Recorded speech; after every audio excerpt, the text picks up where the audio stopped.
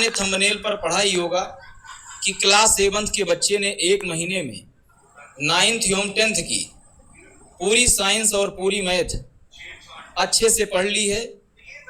आप सोच रहे होंगे कि इसमें सच्चाई कितना है, और यही जानने इस वीडियो पर आपने क्लिक किया है। तो आज आपको पूरी बात बताते हैं, और साथ ही साथ मैं ये भी आपको बताना चाहता हूं कि अगर प्रयास किया जाए तो कुछ भी कार्य असंभव नहीं है, और हम ही लोगों के बीच में कुछ ऐसे वीर पुरुष होते हैं जो असंभव कार्य को संभव बना देते हैं। तो इसी क्रम में आज मैंने एक छात्र को चुना है जो बहुत ही साहस से कठिन पढ़ाई को पढ़ने का हिम्मत रखता है, और उसमें सफलता भी अर्जित इन्होंने किया है। तो इसी क्रम में आज आपकी मुलाकात करवाते हैं एक होनहार क्लास 7th के छात्र अंबिका यादव जी से। मैं इनसे आग्रह करना चाहता हूं कि हमारे दर्शकों को ये अपना छोटा सा इंट्रोडक्शन दें। Hello everyone, my name is Ambika Yadav. I am studying in class 7th in BRC Academy. आप किस विद्यालय में पढ़ते हैं? BRC Academy. ये कहाँ पर है? रुधौली बस्ती। रुधौली बस्ती में है। और क्लास 7th में आप पढ़ते हैं? Yes sir. इंग्लिश मीडियम से है विद्यालय? Yes sir. बहुत अच्छा है। तो आप हमें ये बताइए कि 9th और 10th की साइंस और मैथ क्या आपने वास्तव में पढ़ लिया है, पढ़ के खत्म कर दिया है? Yes sir. मित्रों, आप लोग सोच रहे होंगे कि ये पॉसिबल कैसे हुआ। आपको बताएं, ये सिर्फ 1 महीने में ही इन्होंने पॉसिबल बना दिया, मतलब कि असंभव को संभव बनाकर इन्होंने दिखा दिया है। तो आपको बताते हैं कि कैसे इन्होंने 1 महीने में क्लास 9th और 10th की मैथ और साइंस इन्होंने कंप्लीट की। तो जब हमने इस बच्चे को पढ़ाना शुरू किया, पूछना शुरू किया, क्वेश्चन देना शुरू किया, पॉलिनोमियल पढ़ाया, क्वाड्रेटिक इक्वेशन पढ़ाया, ट्रिग्नोमेट्री पढ़ाया, तो जब उसके क्वेश्चन हमने दिए तो ये सॉल्व करके दिखा दिया। तो 2-3 दिन पढ़ाने के बाद मुझे लग गया कि ये बच्चा वास्तव में हिम्मती है, और 9-10 ही छोड़िए, 11-12 का भी अगर इसे पढ़ा दिया जाए तो ये पढ़ सकता है। और हमने पढ़ाना शुरू किया, क्योंकि कुछ मैथ का कुछ पोर्शन दोनों में कॉमन है 9th और 10th में, जैसे कि पॉलिनोमियल हो गया, ट्रायंगल का इंट्रोडक्शन हो गया, सर्कल हो गया, और भी कुछ चीजें जो है दोनों में मिलती जुलती हैं। तो मैथ हमने 9th और 10th को मिलाकर, मतलब एक प्रकार से आप समझ लीजिए कि मिक्सचर बना के इसको पढ़ाया, और जबकि साइंस जो है अलग पढ़ाना पड़ा। और ये मान के चलिए कि एक चैप्टर मैक्सिमम 2 दिन चलता था, और इस तरीके से इन्होंने 20 मई को जब इनका स्कूल बंद हुआ, 20 मई से 20 जून तक लगभग 1 महीने में इन्होंने क्लास 9th और 10th, अब ये मान के चलिए कि साइंस में लगभग 12 चैप्टर 9th में है और 12 चैप्टर 10th में है, तो दोनों को मिला के 24-25 लेसन बन रहे हैं साइंस में, और ऐसे ही मैथ में बन रहे हैं। तो ये मान के चलिए सुबह और शाम में पढ़ाने की वजह से, एक सुबह जो है दूसरा चैप्टर पढ़ाता था, शाम को दूसरा चैप्टर पढ़ाता था। जैसे सुबह फिजिक्स चल रहा है तो शाम को बायोलॉजी चलता था या केमिस्ट्री चलता था। तो और इन्होंने अच्छा परफॉर्मेंस दिया, हमारा दिल बहुत खुश हुआ है। इसीलिए ये वीडियो हमने बनाया ताकि आप ये सीखें कि जब क्लास 7th का बच्चा 9-10 की चीजें समझ सकता है, पढ़ सकता है, तो आप क्यों नहीं पढ़ सकते हैं। तो इनके माध्यम से भी कुछ इसके बारे में आप जानकारी लीजिए, चलिए बहुत अच्छा है। तो आपको ये ऐसा नहीं फील हुआ कि 9-10 की चीजें हैं, कैसे इसको पढ़ेंगे? रिवाइज आप करते थे कि नहीं करते थे? सर करते थे, ऐसा कभी नहीं लगा। मतलब रिवाइज करते थे तो कभी ऐसा नहीं लगा कि ये चीजें हमारे समझ के बाहर हैं? तो देखिए, बच्चे ने मेहनत किया है, इसका रिजल्ट आपको दिख रहा है। ये आप देख रहे हैं मोशन चैप्टर है, और इन्होंने ये सब पढ़ा है। डिस्टेंस डिस्प्लेसमेंट हो गया, स्पीड हो गया, वेलोसिटी हो गया, स्पीड वेलोसिटी में डिफरेंस हो गया, एक्सीलरेशन के टाइप हो गए, एवरेज वेलोसिटी हो गया, इक्वेशन ऑफ मोशन भी इन्होंने पढ़ा, डेरिवेशन भी इन्होंने किया है इसका, ये आप देख पा रहे हैं। इसके अलावा न्यूमेरिकल भी इन्होंने लगाया है। ऐसे ही आप देखिए force and laws of motion भी इन्होंने पढ़ा। ये पूरा आप देख पा रहे हैं, इनर्शिया वगैरह, न्यूटन्स का मोशन का लॉ आ गया। तो इस तरीके से मित्रों इन्होंने बहुत कुछ पढ़ा, न्यूमेरिकल वगैरह लगाया है। और इसके बाद देखिए ग्रेविटेशन चैप्टर है, यहाँ से ग्रेविटेशन चैप्टर स्टार्ट हुआ है, ये भी इन्होंने पढ़ा कायदे से। ये वर्क, पावर एंड एनर्जी हो गया।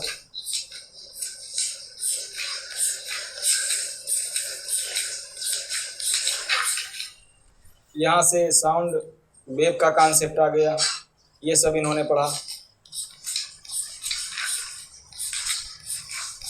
और न्यूमेरिकल भी इन्होंने विधिवत लगाया है। यहाँ से केमिस्ट्री स्टार्ट हो गया, मैटर इन आवर सराउंडिंग, ये पढ़ा इन्होंने कायदे से। और इस तरह इन्होंने बहुत कुछ पढ़ा मित्रों।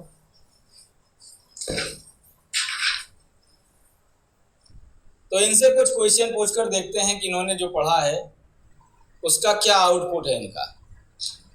तो आप हमें ये बताइए, वेव चैप्टर आपने पढ़ा है? Yes sir. वेव क्या होता है? Wave is a disturbance. Wave जो होता है, इन्होंने ये बताया वेव एक डिस्टरबेंस है। जैसे आप नदी में बैठे हैं तो कंकड़ फेंक रहे हैं, तो कंकड़ जहाँ गिरता है वहां पर लहरें उत्पन्न होती है, जो कि एक डिस्टरबेंस है, और यही क्या कहलाता है? वेव कहलाता है। तो आप ये बताइए वेव कितने टाइप का होता है? Sir 2 types. कौन कौन सा? Mechanical and electromagnetic. बहुत अच्छा, इन्होंने बताया वेव 2 टाइप का होता है, इलेक्ट्रोमैग्नेटिक और मैकेनिकल। तो क्या आप दोनों में कुछ अंतर बता पाएंगे? दोनों की कुछ बातें आप बता पाएंगे? Yes sir. आप बताइए। Mechanical require a medium in travel. Electromagnetic required medium is not required in to travel. तो मित्रों ये बता रहे हैं कि जो मैकेनिकल वेव होता है उसके ट्रेवल के लिए मीडियम की रिक्वायरमेंट होती है, और इलेक्ट्रोमैग्नेटिक वेव के लिए मीडियम की रिक्वायरमेंट नहीं होती है। और अगला point, Mechanical they cannot travel in vacuum. Electromagnetic they can travel in vacuum.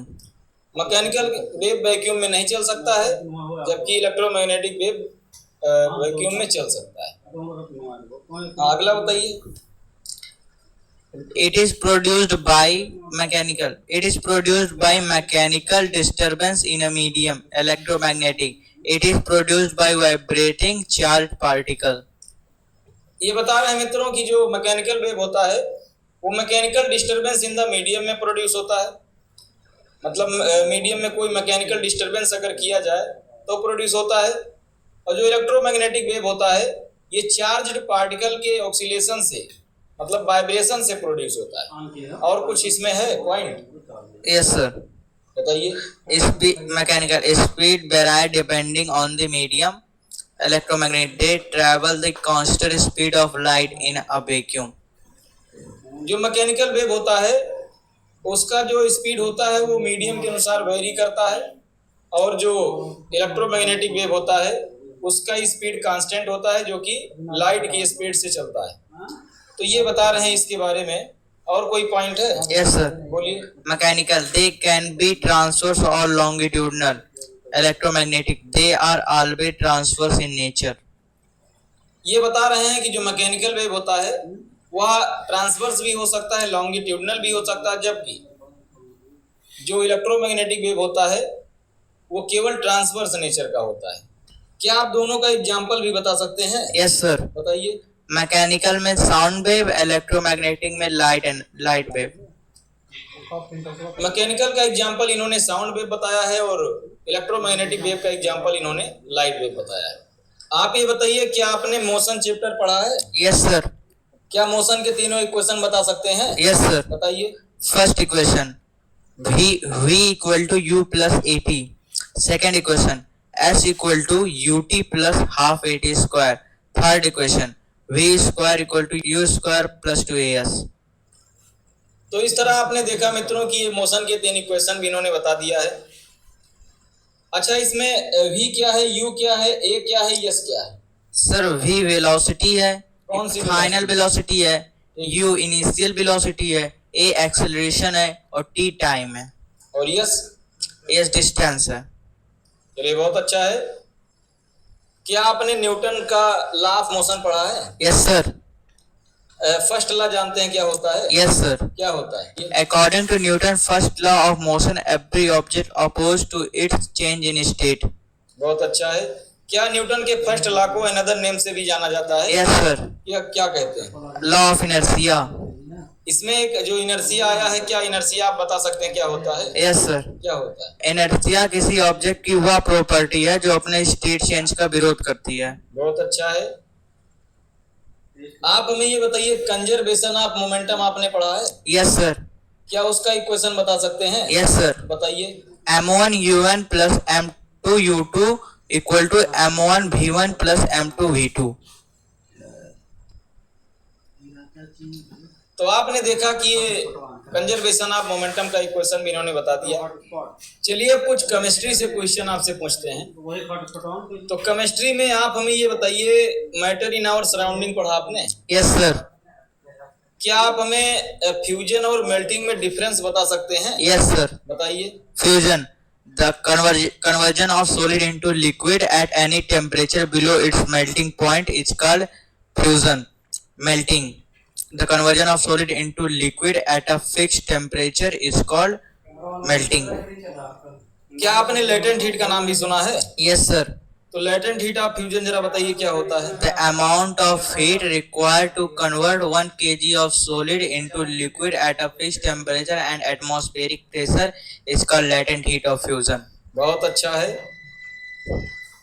तो मित्रों, इनसे कुछ और क्वेश्चन केमिस्ट्री में पूछते हैं। तो आप हमें ये बताइए, क्या आपने is matter around us pure chapter पढ़ा है? Yes sir. सब्सटेंस या मैटर कितने टाइप का होता है पता है? Sir, 2 types. क्या क्या? Pure substance and mixture. Pure substance क्या होता है और मिक्सचर क्या होता है? Sir, pure substance वह आता है जिसको फिजिकल मेथड से सेपरेट नहीं किया सकता और मिक्सचर वह होता है जिसको फिजिकल मेथड से सेपरेट किया जा सकता है। बहुत अच्छा है। आप ये बताइए, प्योर सब्सटेंस कितने टाइप का होता है? Sir, 2 types. कौन कौन सा? Element and compound. एलिमेंट क्या होता है और कंपाउंड क्या होता है? सर, एलिमेंट को ना फिजिकल मेथड से क्या सेपरेट किया सकता है ना केमिकल मेथड से। कंपाउंड को फिजिकल मेथड से नहीं किया सकता और केमिकल मेथड से सेपरेट किया जा सकता है। बहुत अच्छा है। अच्छा ये बताइए, मिक्सचर कितने टाइप का होता है? Sir, 2 types. कौन कौन सा? Homogeneous and heterogeneous. होमोजीनियस को क्या कहते हैं? सॉल्यूशन। हेट्रोजीनियस कितने पार्ट में बटा है? Sir, 2 parts. क्या क्या? Colloidal solution and suspension. बहुत अच्छा है। अच्छा, होमोजीनियस का एग्जांपल बताइए कोई। Sir, salt and water. और कोलाइडल सॉल्यूशन का? Sir, milk ice cream. और सस्पेंशन का? Sand and water. चलिए बहुत अच्छा है। अब इनसे बायोलॉजी का कुछ क्वेश्चन पूछते हैं। अच्छा ये बताइए, स्टमक में कौन सा एसिड बनता है पता है? Yes sir. क्या? HCl। ये बहुत अच्छा है। अच्छा, क्या हार्ट के चारों चेंबर का नाम आप बता सकते हैं? Yes sir. बताइए। Left atrium, right atrium, left ventricle, right ventricle. बहुत अच्छा है। अच्छा, ऑर्गेनिक केमिस्ट्री आपने पढ़ा है? Yes sir. एथेनॉल का फार्मूला बताइए। C2H5OH। बहुत अच्छा है। अच्छा ये बताइए, क्या आप फोटोसिंथेसिस के बारे में जानते हैं? Yes sir. क्या होता है? The process of making food by green plant in the presence of sunlight, water, carbon dioxide and chlorophyll. बहुत अच्छा है। तो मित्रों, इस प्रकार आपने देखा कि ये बच्चा क्लास 9th और 10th की मैथ साइंस पढ़ लिया है और ये अपने क्लास का ही नहीं, अपने स्कूल का भी टॉपर है, ऐसा हमने इनके घर वालों से सुना है। और ये मुझे भी यकीन नहीं था, लेकिन जब हमने इनको पढ़ाया और इन्होंने रिस्पांस दिया तो मुझे ये पूर्णतः विश्वास हो गया कि ये बात सत्य है। और मैं आप लोगों को ये कहना चाहता हूं कि कुछ भी काम असंभव नहीं है। आप अगर प्रयास करें तो कुछ भी हो सकता है। अच्छा, आप क्लास 7th में पढ़ते हैं और आपने इतना मेहनत करके ये चीजें अचीव किया है। हमारे ऐसे बच्चे जो 9th 10th में पढ़ते हैं और उनको साइंस मैथ हार्ड लगता है, उनको आप क्या संदेश देना चाहते हैं? मैं अपने भाइयों और बहनों को यह संदेश देना चाहता हूँ, जो मेरे बड़े भाई और बहनें क्लास 9 10th में पढ़ रही हैं या पढ़ रहे हैं, उनको यह बताना चाहता हूँ कि साइंस मैथ आर और कोई भी सब्जेक्ट कठिन नहीं होता, बस आप उसको टाइम टू टाइम रिवाइज करा करिए। अगर आप मेहनत करेंगे तो कोई भी सब्जेक्ट आपके लिए कठिन नहीं रहेगा, वो आसान हो जाएगा।